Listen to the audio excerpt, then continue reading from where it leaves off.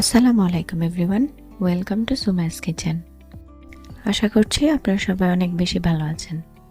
আজকে আমি আপনাদের সাথে হোমমেড অন্থনের একটা রেসিপি শেয়ার করব। অন্থন কিন্তু একটা জনপ্রিয় খাবার, আর বাসাতেই কিন্তু এটা খুব ইজিলি বানানো যায়। বরঞ্চ রেস্টুরেন্ট থেকে বাসাতেই কিন্তু আরও ভালোভাবে অন্থন বানানো যায়। বেশি করে চিকেনের পুর দিয়ে অন্থনটা বানালে কিন্তু খেতে আরও বেশি মজা লাগে, যেটা আমরা রেস্টুরেন্টের অন্থনে পাই না। চলুন তাহলে রেসিপিটা দেখে নেওয়া যাক। আমি প্রথমে একটা মিক্সিং বোলে ময়দা নিয়ে নিচ্ছি। এখানে আমি 1 কাপ পরিমাণ ময়দা ইউজ করছি। কর্নফ্লাওয়ার দিচ্ছি 2 টেবিল চামচ পরিমাণ, সাথে দিয়ে দিচ্ছি স্বাদ মতো লবণ, আর দিয়ে দিচ্ছি সয়াবিন তেল 2 টেবিল চামচ পরিমাণ। এবারে সবগুলো উপকরণকে আমি হাত দিয়ে একটু ভালোভাবে মাখিয়ে মিশিয়ে নিচ্ছি। মেশানো হয়ে যাওয়ার পর পানি দিয়ে এই ডোটা আমি রেডি করে নেব। এখানে আমি নর্মাল পানি ইউজ করছি। পানি দিয়ে এটাকে আমি খুব ভালোভাবে মাখিয়ে সফট একটা ডো বানিয়ে নেব। পানিটা অবশ্যই অল্প অল্প করে বুঝে শুনে অ্যাড করতে হবে, যতটুকু প্রয়োজন হয়। আমার ডোটা কিন্তু রেডি হয়ে গেছে। এরপর এই ডোটাকে আমি ঢাকনা দিয়ে ঢেকে 10 থেকে 15 মিনিটের জন্য রেস্টে রেখে দিব। চিকেনের পুরটাকে এখন আমি রেডি করে নিব।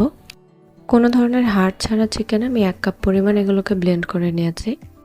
আপনারা কিন্তু পরিমাণ অনুযায়ী বোনলেস চিকেন ব্লেন্ডারে দিয়ে ব্লেন্ড করে এরকম কিমা তৈরি করতে পারেন, অথবা শিলপাটাও ইউজ করতে পারেন।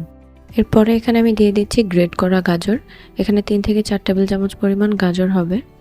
আর গাজরটাকে চেষ্টা করবেন গ্রেটারেই গ্রেট করার জন্য, নয়তো কিন্তু এটা মিহি হবে না। এরপরে আমি দিয়ে দিচ্ছি কাঁচামরিচ কুচি। এখানে আমি 3টি কাঁচামরিচ কুচি নিয়েছি। মরিচটাকেও আমি যতটা সম্ভব খুব চিকন করে কেটেছি, আর মরিচের বেশিরভাগ বিচিগুলোই কিন্তু আমি ফেলে দিয়েছি।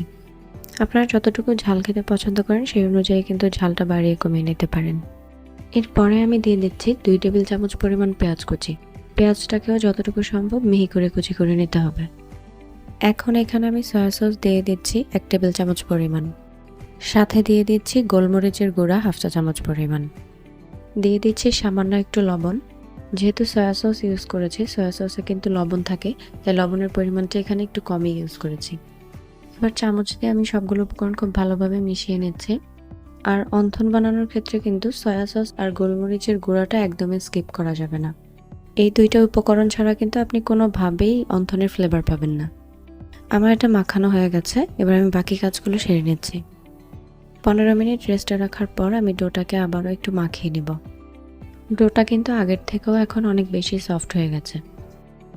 এবার ডোটাকে আমি ঘুরিয়ে ঘুরিয়ে রোলের মতো করে একটু শেপ দিয়ে নিচ্ছি। এরপর একটা ছুরির সাহায্যে আমি প্রয়োজন অনুযায়ী ছোট ছোট করে টুকরো করে নিচ্ছি। এবার অন্থনের শীট বানানোর জন্য প্রত্যেকটা টুকরোকে আমি গোল শেপ করে নিব। ময়দাটাকে ঠিক এভাবে টেনে টেনে গোল শেপটা করে নিতে হবে। দেখুন, প্রসেসটা কিন্তু খুবই ইজি। আমি 2 হাতে একটু গোল করে দিচ্ছি। আমি প্রত্যেকটার ক্ষেত্রে সেম প্রসেসটাই মেনটেন করব। এরপর আমি অন্থনের শীট বেলে নেব। এর জন্য আমি উপর থেকে কিছুটা কর্নফ্লাওয়ার ছিটিয়ে দিচ্ছি। এই রুটি বেলার ক্ষেত্রে অবশ্যই কর্নফ্লাওয়ারটাই ইউজ করার চেষ্টা করবেন, এতে করে এটা খুব বেশি মুচমুচে হয়। অন্থনের শীট যেহেতু অনেক বেশি পাতলা হয়, তাই অবশ্যই চেষ্টা করতে হবে যতটা সম্ভব পাতলা করে বেলার। আর আপনারা যদি শীটটা বেলতে না চান, তাহলে কিন্তু এটা যে কোনো সুপার শপে আপনারা কিনতে পাবেন রেডিমেড। আপনারা সেখান থেকে কালেক্ট করে নিতে পারেন। আমি কিন্তু শীটটা বেলে নিয়েছি। দেখুন, আপনাদেরকে দেখিয়ে দিচ্ছি এটা কতটা পাতলা হয়েছে। আমার আঙুলটা কিন্তু দেখা যাচ্ছে প্রায়। এরপর আমি একটা ছুরির সাহায্যে এটাকে সাইড থেকে কেটে একটা স্কোয়ার শেপ দিয়ে নিব। সবগুলো সাইড থেকে আমি বাড়তি অংশটা কেটে নিচ্ছি। এরপরে এখানে আমি 1 চামচ পরিমাণ চিকেনের পুর দিয়ে দিয়েছি, আর আঙুল দিয়ে আমি একটু 2 সাইডে পানি দিয়ে দিচ্ছি। এখানে পানিটা ইউজ করলে কিন্তু এই ফোল্ডিংটা অনেক স্ট্রং হয়, আর এটা একদমই খুলে যাওয়ার চান্স থাকে না।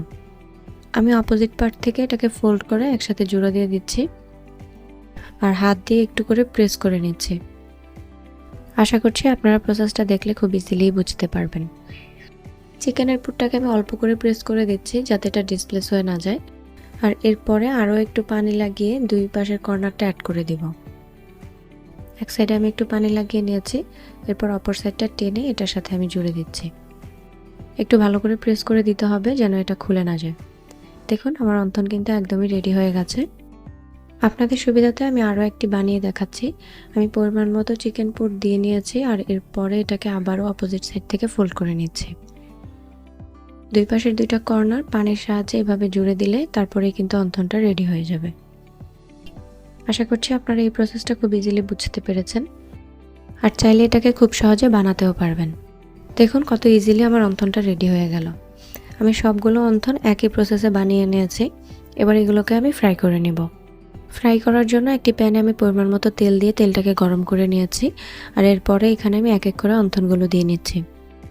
অন্থনটা ফ্রাই করার সময় এটা অবশ্যই মাথায় রাখতে হবে, এটা কিন্তু একদমই লো আঁচে ভাজতে হবে। যেহেতু ভেতরের চিকেনটা আগে থেকে বয়েলড বা কুক করা নয়, সেজন্য অবশ্যই এটাকে অল্প আঁচে ধীরে ধীরে ভেজে নিতে হবে। আমি দুই পাশ থেকেই উল্টে পাল্টে অনেকটা সময় নিয়ে অন্থনটাকে ভেজে নিয়েছি। আমার অন্থনটা ভাজা হয়ে গেছে, এবার এগুলোকে আমি উঠিয়ে নিচ্ছি। দেখুন দেখতে কতটা সুন্দর লাগছে। সবগুলো অন্থনই আমি একই প্রসেসে ভেজে নিয়েছি। তৈরি হয়ে গেছে গরম গরম মুচমুচে অন্থন। স্যুপের সাথে অন্থন খুব জনপ্রিয় একটা স্ন্যাক্স। বেশিরভাগ মানুষই কিন্তু এটা খেতে অনেক বেশি পছন্দ করে। আবার চাইলে এটাকে যে কোনো পছন্দের সস দিয়েও কিন্তু পরিবেশন করা যায়। বেশি করে চিকেন পুর দিয়ে অন্থন বানালে কিন্তু আপনি প্রায় প্রতি বাইটেই চিকেনের টেস্ট পাবেন। এই অন্থনটা খেতে অনেক বেশি টেস্টি হয়েছে। আপনারা ট্রাই করে থাকলে অবশ্যই আমাকে কমেন্ট বক্সে ফিডব্যাক জানাবেন। দেখা হবে আবারও নতুন কোনো রেসিপি নিয়ে। আল্লাহ হাফেজ।